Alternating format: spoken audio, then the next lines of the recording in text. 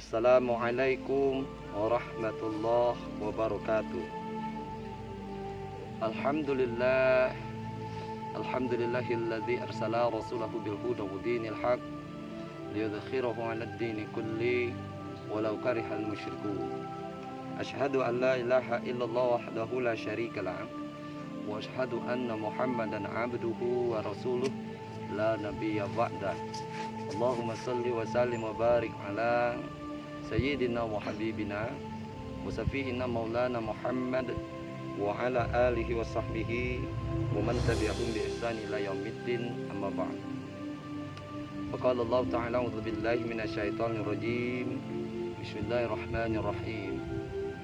Wa lanabluwannakum bi syai'in minal khawfi wal ju' wa naqsin minal amwali wal anfusi wat thamarat wa basyiris sabirin.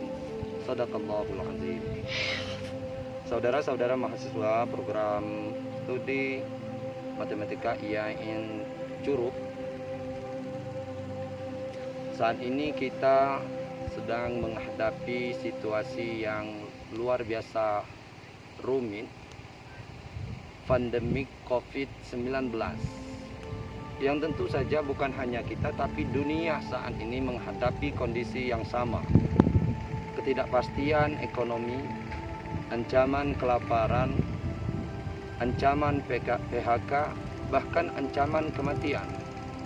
Situasi ini tentu saja mempengaruhi kehidupan umat manusia, yang bukan hanya bagi kehidupan saja tetapi juga menyangkut dengan keimanan. Maka kita umat Islam harus meyakinkan diri kita bahwa ini merupakan salah satu ujian dari Allah Subhanahu wa taala. Ahasiban nas ayutraku amanna billah wa hum la yuftanun. Ahasiban nas ayutraku ayyakulu amanna billah wa hum la yuftanun. Apakah manusia mengira bahwa manusia dibiarkan saja berkata kami beriman kepada Allah, lalu mereka tidak diuji lagi? Artinya bahwa ketika kita mengaku beriman kepada Allah, maka sesungguhnya kita harus bersiap diri akan menghadapi suatu ujian keimanan. Bahkan orang-orang sebelum kita kadangkala harus bersiap melepaskan nyawa demi mempertahankan keimanan. Dalam satu ayat Allah Subhanahu wa taala menyebutkan, "Walanabluwannakum bisyai'in minal khawfi wal ju' wa naqsin minal amwali wal anfusi wat thamarat wa basyiris sabirin." Dan kami benar-benar akan menguji kalian dengan sedikit rasa takut, kelaparan, kekurangan harta, dan kekurangan jiwa, serta kekurangan buah-buahan. Wa basyiris sabirin. Maka kita orang beriman menghadapi situasi COVID-19 ini, pandemik ini, ada beberapa langkah yang harus kita siapkan agar pertama menjaga iman kita dan tentu saja agar kita selamat dari COVID-19 ini. Yang harus kita lakukan selaku orang beriman adalah yang pertama, menganggap ini adalah ujian keimanan. Walanabluwannakum bisyai'in minal khawfi wal ju' wa naqsin minal amwali wal anfusi wat thamarat wa basyiris sabirin. Kami benar-benar akan menguji kalian dengan sedikit rasa takut, kelaparan, kekurangan harta, kekurangan jiwa, dan kekurangan buah-buahan. Sampaikan kabar gembira pada orang yang sabar. Maka orang beriman harus yakin dan seyakinnya bahwa Allah sedang menguji iman kita. Allah berhak hadir dalam kehidupan manusia, yang kadang kehadiran Allah dalam kehidupan manusia memiliki dua cara. Pertama, ada kalanya Allah datang dengan sifat kemahalembutannya. Ketika Allah datang dengan sifat kemahalembutannya, dilapangkanlah rezeki kita, diberinya kesehatan, diberinya kemudahan demi kemudahan. Ini merupakan salah satu bentuk ujian dari Allah. Menguji apa? Sejauh mana kita pandai bersyukur terhadap nikmat yang telah diberikan oleh Allah Subhanahu wa taala. Tapi ada kalanya Allah juga datang dalam kehidupan manusia dengan cara menunjukkan kemahakuasaannya. Rezeki kita disempitkan, diberi penyakit, diberikan situasi pandemi COVID-19. Ini pun merupakan cara Allah sedang menguji kita. Menguji apa? Sejauh mana kita mampu bersabar dan ikhlas serta berhusnuzon kepada Allah Subhanahu wa taala. Jadi tidak bijak ketika ada pandemi Covid-19 ini, kita yang katanya mau introspeksi diri justru malah menisbahkan bahwa peristiwa ini merupakan kesalahan suatu kaum, kesalahan satu kelompok, bahwa musibah ini merupakan kesalahan suatu bangsa atau suatu kelompok. Boleh saja introspeksi diri, mungkin karena pandemi ini merupakan karena kelalaian kita atau kita yang memang berumur dosa, tapi kita tidak boleh memvonis orang lain bahwa ini merupakan kesalahan mereka. Orang beriman harus yakin tidak ada satupun bencana musibah yang ada di dunia ini melainkan atas izin Allah Subhanahu wa taala. Yang kedua ialah memperbanyak perbuatan kebajikan. Banyak sekali ayat-ayat Al-Qur'an dan hadis yang menunjukkan bahwa iman dan amal kebajikan itu berkaitan. Untuk memahami ini, kami akan mengangkat sebuah kisah.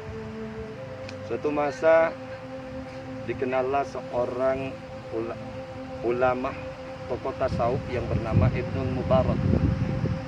Ibnul Mubarak suatu hari berangkat naik haji ke Mekah. Lalu sesampainya di Mekah, antara sadar dan tidak ketika beliau istirahat di Masjidil Haram karena kecapean setelah melaksanakan manasik haji, antara sadar dan tidak beliau mendengarkan percakapan dua orang malaikat. Malaikat pertama bertanya kepada malaikat yang kedua, "Wahai saudaraku, tahukah engkau berapa jumlah orang yang naik haji pada tahun ini?" Lalu dijawab oleh malaikat yang kedua bahwa yang naik haji tahun ini adalah 600.000 orang. Lalu malaikat pertama kembali bertanya kepada malaikat yang kedua, dari 600.000 jiwa jamaah yang berangkat haji, berapakah orang yang diterima amal hajinya atau yang sering kita sebut dengan haji mabrur?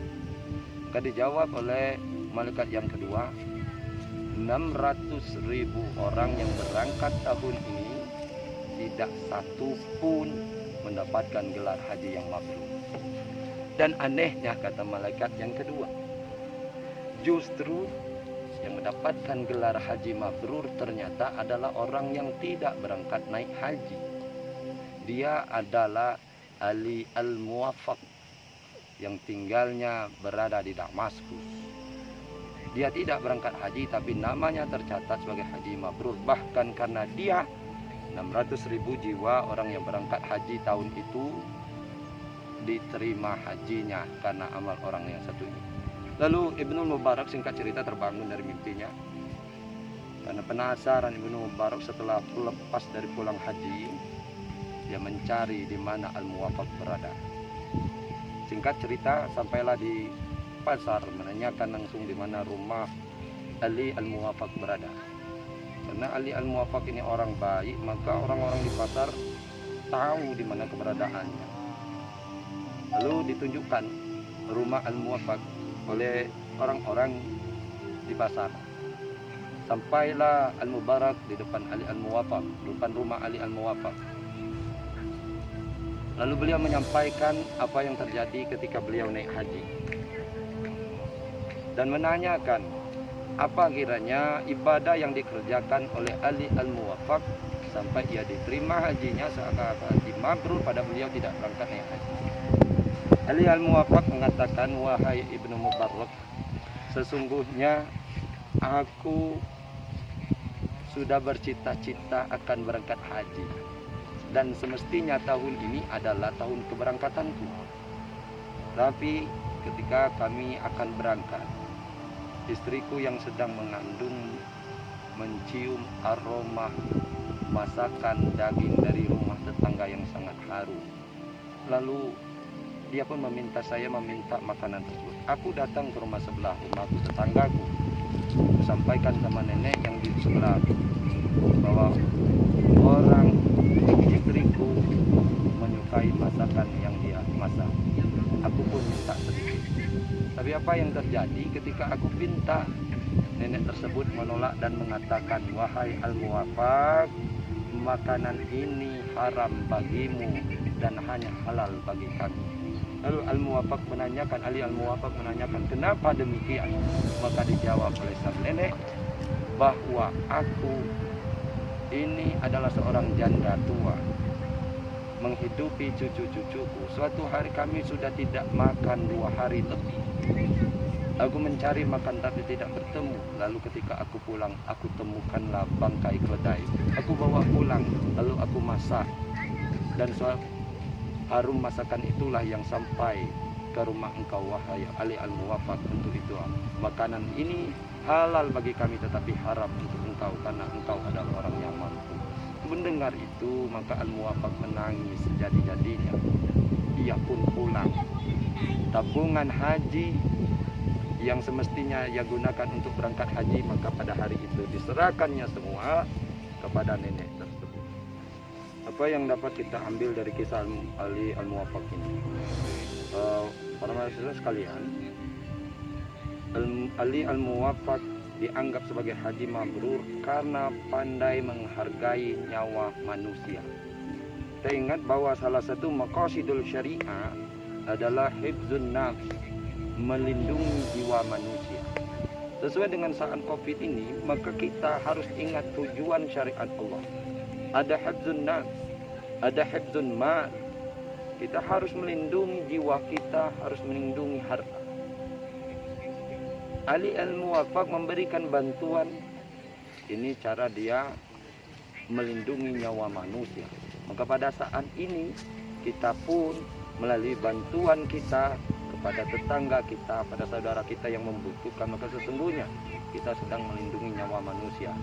Dalam situasi COVID-19 paling tidak ada 2 cara kita berbuat kebaikan. Pertama, memberikan bantuan kepada orang yang butuh berupa makanan, pakaian, bahkan informasi-informasi yang benar tentang kesehatan, tentang pemberitaan. Dan yang kedua, tentu saja bantuan yang kita bisa berikan, kebajikan yang bisa kita lakukan adalah memberikan rasa nyaman, rasa aman. Kalau beribadah haji saja bisa ditunda demi rasa aman. Coba kita bayangkan, andai kata 23.000 jamaah kita berangkat naik haji, 23.000 berangkat haji. Lalu bayangkan kalau misalkan dia naik haji, pulang ke tanah air membawa pandemi, membawa virus ini, apa yang terjadi? Berapa rumah sakit yang dibutuhkan untuk menanggulanginya? Berapa pegawai yang harus dibutuhkan, pegawai nakes yang dibutuhkan untuk merawatnya? Berapa obat yang katanya sangat mahal harus digunakan, alat tes yang mahal harus digunakan, alat keselamatan diri harus digunakan. Kalau ini terjadi maka ambuklah negara ini.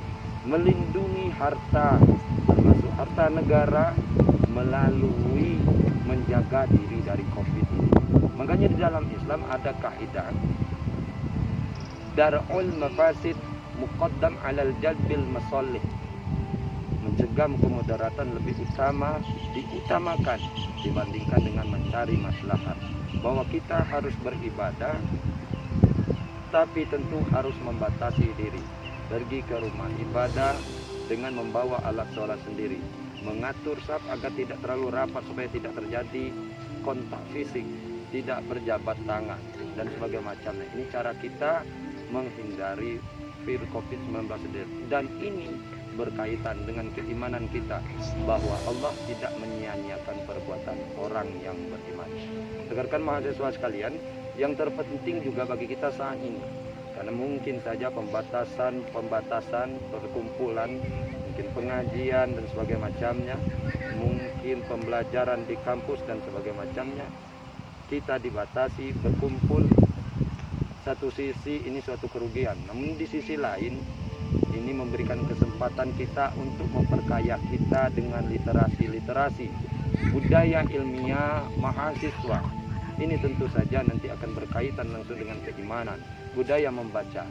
Anda bayangkan Allah Subhanahu wa Ta'ala sebelum mewajibkan sholat, sebelum mewajibkan puasa, zakat, haji dan sebagainya macamnya, maka perintah pertama yang diberikan oleh Allah adalah perintah Iqra, membaca. Iqra bismi rabbikal ladzi khalaq. Bacalah dengan menyebut nama Tuhanmu yang menciptakan. Artinya apa? Agar kita orang beriman bertindak, jangan bertindak tanpa kita ketahui terlebih dahulu, tanpa punya ilmu terlebih dahulu. Jangan seakan-akan Allah tidak ingin kita beribadah tanpa kita tahu dulu ilmu tentang ibadah tersebut. Akhir-akhir ini kita saksikan beberapa di antara kita mungkin percaya begitu saja terhadap pemberitaan-pemberitaan. Kalau kita orang beriman, maka kita berkewajiban untuk tabayun. Jadi sekalian mahasiswa, barangkali demikian yang dapat kami sampaikan. Mudah-mudahan bermanfaat. Mungkin nanti ada pertanyaan, kami silakan untuk memberikan pertanyaannya. Insyaallah kami akan menjawab secara tepat. Demikian saja. Allahul muwaffiq ila aqwamit thoriq. Assalamualaikum warahmatullahi wabarakatuh.